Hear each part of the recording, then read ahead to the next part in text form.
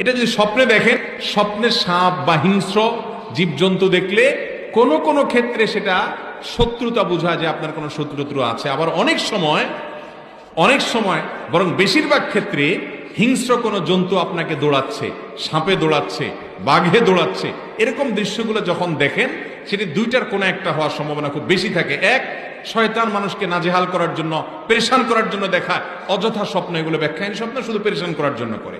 আবার অনেক সময় কারোর যদি ব্ল্যাক ম্যাজিক করা হয়, কালো জাদু করা হয়, দুষ্ট জিনের উপদ্রব ভয়ঙ্কর ভাবে কারোর উপরে থাকে, তখন স্বপ্নে এগুলো দেখে।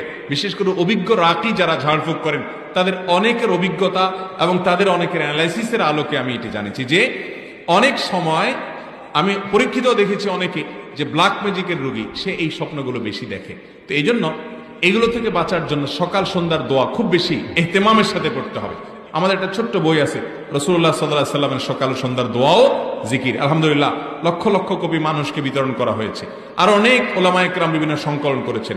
বিশেষ করে আর কিছু করতে পারেন না পারেন, সকাল এবং সন্ধ্যায় 3 কুল, নারী পুরুষ সকলে 3 বার করে কুল হুয়াল্লাহ, কুল আউযু বিরাব্বিল ফালাক, কুল আউযু বিরাব্বিন নাস, আউযু বিল্লাহি সহকারে ফজরের পরে 3 বার, মাগরিবের পরে বা আসরের পরে 3 বার সকাল সন্ধ্যা নিজেরা পড়েন, বাচ্চাদেরকে পড়ে ফু দেন, শোয়ার সময় 3 বার 3 কুল পড়ে পুরো শরীর